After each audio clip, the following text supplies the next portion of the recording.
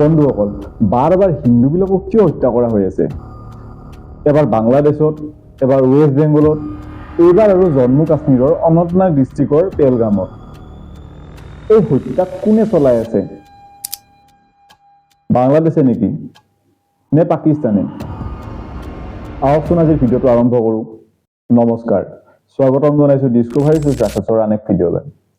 বন্ধুসকল, সেইদিনা জম্মু কাশ্মীৰৰ অনন্তনাগ ডিষ্ট্ৰিক্টৰ পেহেলগামত পৰ্যটনৰ বাবে যোৱা মানুহবিলাকক নিজৰ ধৰ্ম সুধি হত্যা কৰা হৈ আছে।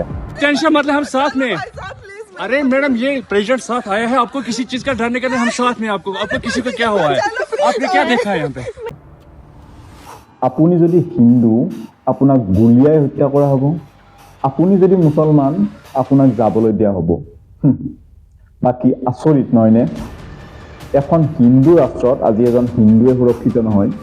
কেইজনমান টেৰৰিষ্টে সেইদিনা জম্মু কাশ্মীৰৰ পেহেলগামত গৈ পৰ্যটন কৰি থকা হিন্দুবিলাকক নিজৰ ধৰ্ম সুধি হত্যা কৰিছে।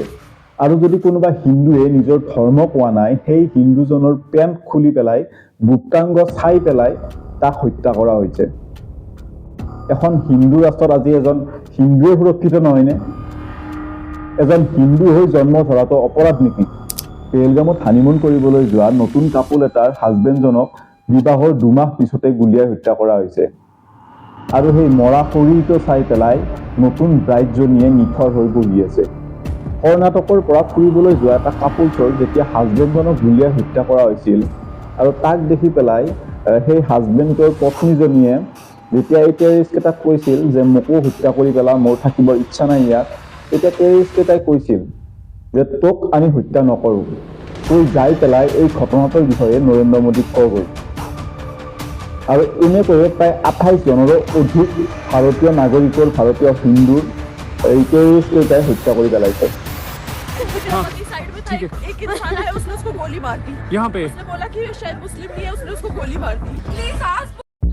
এই টেৰৰিষ্টকেইটাই কিহৰ বাবে ইমান হিন্দু মানুহক হত্যা কৰিছে আপুনি জানেনে? জম্মু কাশ্মীৰত 2019 চনত আৰ্টিকেল 370 যেতিয়াৰ পৰা আঁতৰাই দিয়া হৈছে, তেতিয়াৰে পৰা জম্মু কাশ্মীৰত বহুত পৰ্যটনৰ কাৰণে মানুহ আহিছে আৰু ব্যৱসায়ৰ কাৰণে বহুত কোম্পানীও আহিছে। এতিয়া যদি জম্মু কাশ্মীৰত ব্যৱসায়ৰ কাৰণে বা কোম্পানীবিলাক স্থাপন হয়, তেতিয়াহ'লে জম্মু কাশ্মীৰখন আৰ্থিকভাৱে বহুত ওপৰত উঠি যাব। আৰু আৰ্থিকভাৱে এখন ৰাজ্য যেতিয়া উঠি যায়, তেতিয়া তাত মিলিটাৰীও বহুত আহি যায়। আৰু যদি মিলিটাৰীবিলাক জম্মু কাশ্মীৰত বহুত বেছি হয়, তেতিয়াহ'লে পাকিস্তানে কেতিয়াও জম্মু কাশ্মীৰক নিজৰ হাতলৈ আনিব নোৱাৰিব। আৰু সেইকাৰণে পাকিস্তানে জম্মু কাশ্মীৰত এই টেৰৰিষ্ট কেইজনক হিন্দু মানুহবিলাকক হত্যা কৰিবলৈ পঠাই দিছে। Okay, don't worry.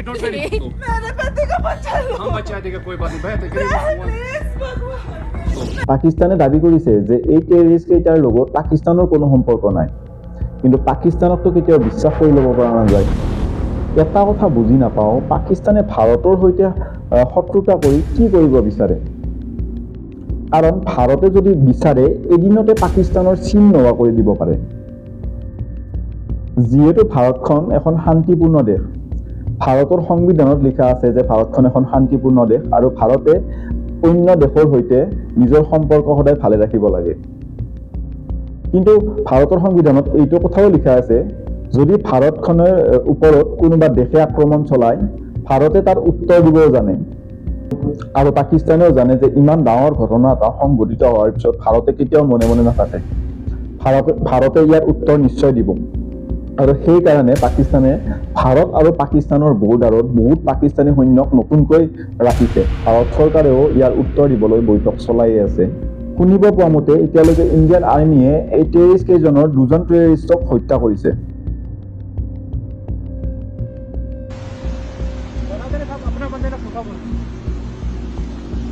ये है अपना इंडियन आर्मी का सबसे तगड़ा जवान। আৰু এতিয়ালৈকে এই ঘটনাটোৰ লগত জড়িত থকা প্ৰায় 1500 গৰাকীৰো অধিক মানুহক আটক কৰিছে। কাৰণ জম্মু কাশ্মীৰৰ যদি লোকেল মানুহে এই টেৰৰিষ্ট কেইটাক সহায় নকৰিলেহেঁতেন, তেতিয়াহ'লে এই টেৰৰিষ্ট কেইটাই জম্মু কাশ্মীৰৰ ভিতৰলৈ প্ৰৱেশ কৰিব নোৱাৰিলেহেঁতেন। কিন্তু মোৰ মনলৈ কেইটামান প্ৰশ্ন বৰকৈ আহি আছে। একেখিনি সময়তে ৱেষ্ট বেংগলত ৱাক বিলৰ বাবে বহুত আন্দোলন চলি আছে, হিন্দুবিলাকক মাৰপিট চলাই আছে। এইফালে আৰু বাংলাদেশত হিন্দুবিলাকক হত্যা কৰা হৈ আছে আৰু ঠিক সেইখিনি সময়তে জম্মু কাশ্মীৰত এই হিন্দুবিলাকক নিজৰ ধৰ্ম সুধি সুধি হত্যা কৰা হৈ আছে। এই গোটেই কাহিনীবিলাকৰ ক'ৰবাত লগ আছে নেকি, ক'ৰবাত সম্পৰ্ক আছে নেকি, ইয়াৰ লগত কোনোবা বেলেগ দেশো জড়িত আছে নেকি? মোৰ কিন্তু সন্দেহ হয় যে ইয়াৰ লগত কোনোবা বেলেগ দেশো জড়িত আছে। কোনোবা বেলেগ দেশে এই আন্দোলনবিলাক পাকিস্তানে হওক বা বাংলাদেশে হওক বা ৱেষ্ট বেংগলে হওক তেওঁলোকৰ দ্বাৰাই কৰাই আছে। এইফালে জম্মু কাশ্মীৰৰ সাধাৰণ নাগৰিকে এই টেৰৰিষ্ট এটেকত হিন্দুবিলাকক হত্যা কৰাৰ বাবে ৰাজপথত প্ৰটেষ্ট কৰিবলৈ ওলাই আহিছে। बुजदिली से बुजदलाना हमला किया है। हम पहलगाम के बाशिंदे, पहले हम हिंदुस्तान के बाशिंदे हैं, उसके बाद हम कश्मीरी है। কিন্তু প্ৰটেষ্ট কৰা মানুহবিলাকৰ মুখত হাঁহি কিয়? তেওঁলোকে এই হিন্দুবিলাকক হত্যা কৰাই ভাল পাইছে নেকি? আৰু এই টেৰৰিষ্ট কেইজনক জম্মু কাশ্মীৰৰ ভিতৰলৈ সোমাবলৈ কোনে সহায় কৰিছে? কাৰণ টেৰৰিষ্ট বিলাকে জম্মু কাশ্মীৰৰ চাপ্পা চিনি পোৱাটো একদম সম্ভৱ নহয়। কোনোবা জম্মু কাশ্মীৰৰ নাগৰিক নিশ্চয় জড়িত থাকিব লাগিব এই টেৰৰিষ্ট কেইজনক সহায় কৰাত বা এই হিন্দুবিলাকক হত্যা কৰাত।